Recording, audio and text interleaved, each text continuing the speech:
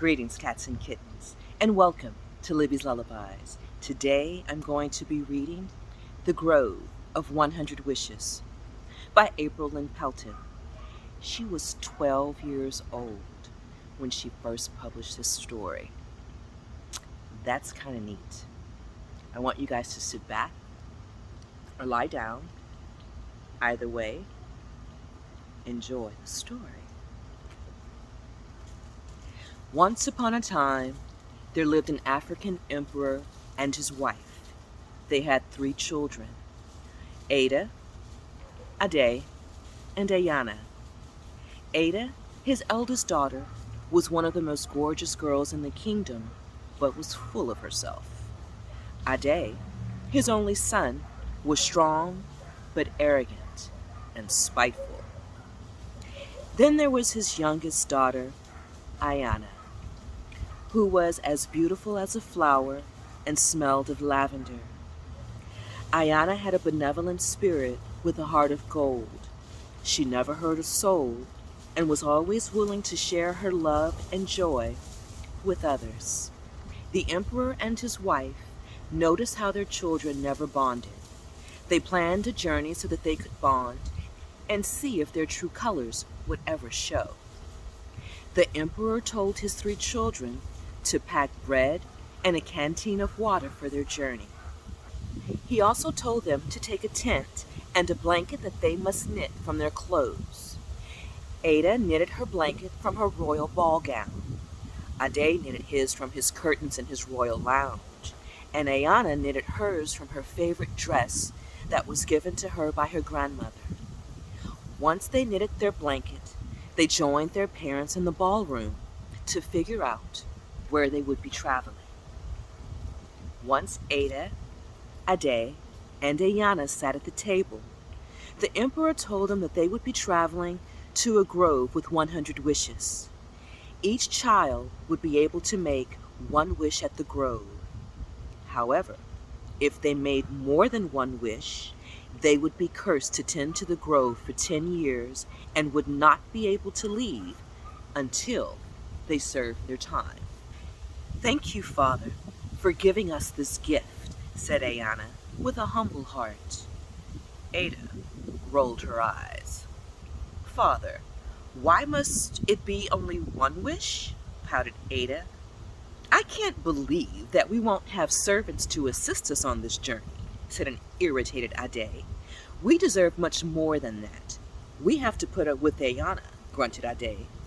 Ade and Ada looked at one another and giggled. The emperor ignored the words and sent them off.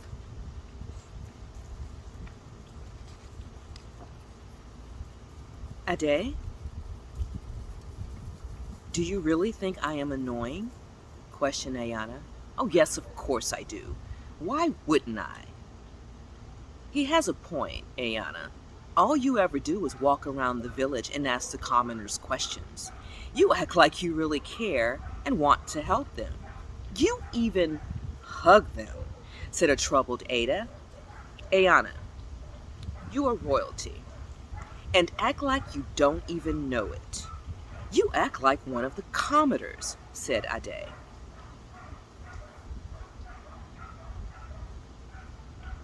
"I agree. You just need to start acting like you know who you are. Heir to the throne," shouted Ada. Ayana did not know what to say, but she was determined to get her older siblings to see her heart.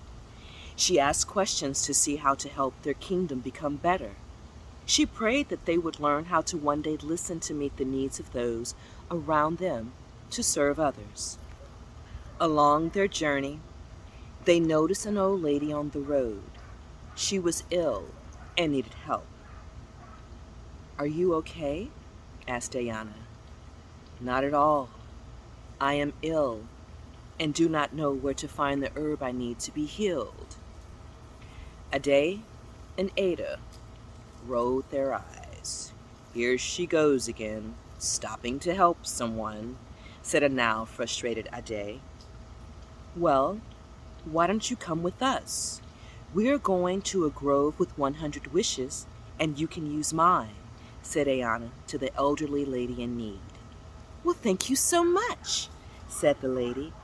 I can't believe that she is bringing someone to the grove and giving away her one wish, said Ada. How pathetic, said Ade. I'm glad she's not next in line for the throne. We wouldn't have anything if she were queen. She would give it all away, said Ada, as she broke into laughter.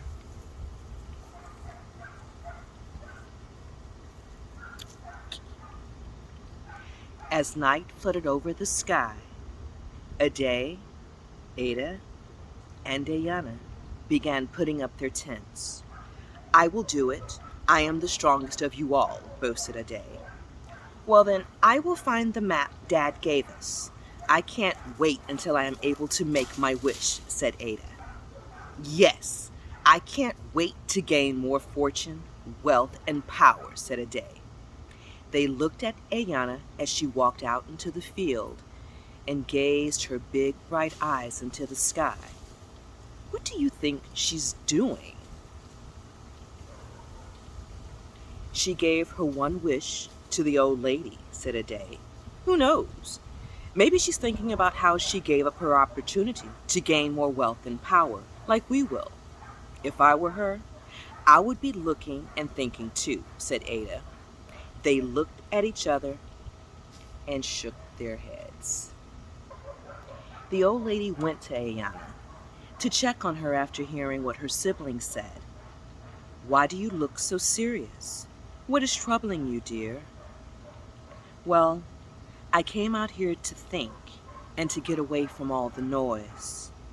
I like to do this sometimes to try and figure things out.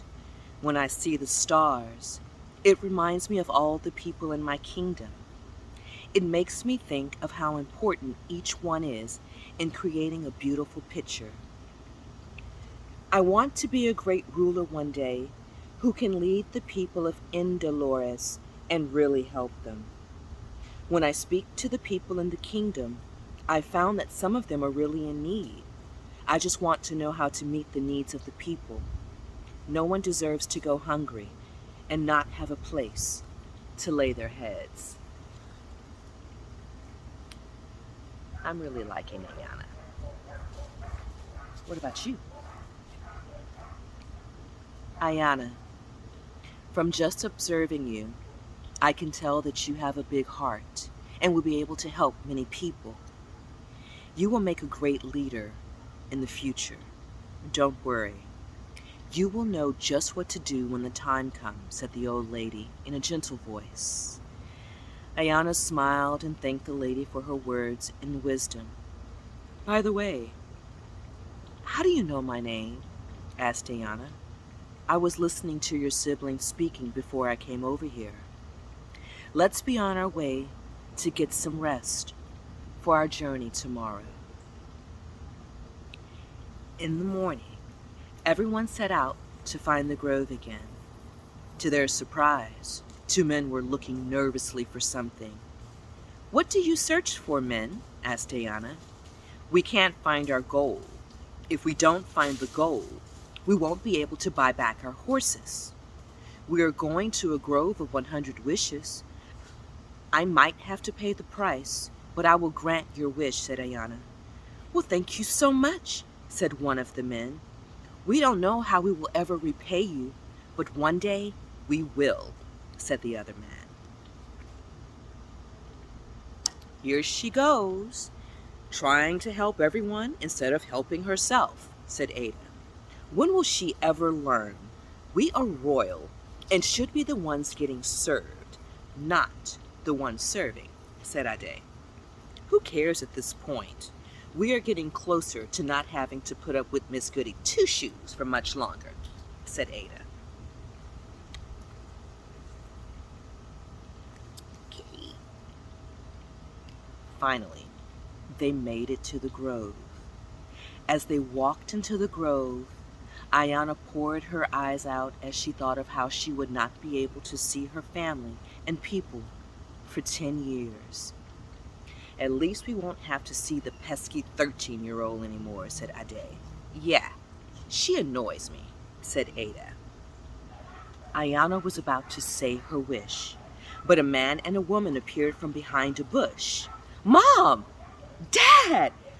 What are you doing here?" shouted Ayana in a jubilant tone. "We are here to hear your wishes." "Mom, Dad, I will miss you." "Why is that?" Ayana asked the Empress. "These people have dire needs, and I told them I would help them by using my wish." "We are so proud of you, Ayana.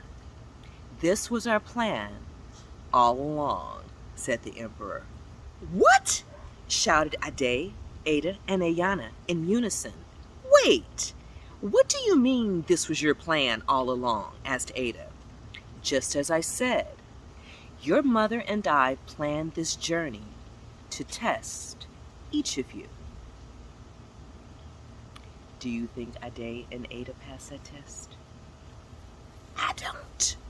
Let's keep reading and find out. "There is no grove or wishes," said the Empress. "Well, why are we here?" asked Ade. "This was a test. Your father and I sent you three on this journey for you all to bond and to see if you would befriend Charday, Aaron, and William." Charday, Aaron, and William? You don't mean... Oh yes, Ayana. The people you helped and your siblings chose not to was part of your test at the Empress. Ayana, you will be the next ruler in line now, not Ada or Ade. Ade and Ada will help tend to every grove in the kingdom. This will teach you both how to put the needs of others before yourself and how to serve," said the Emperor. "What? But that's not fair!" they both shouted in unison. "No buts," said the Empress.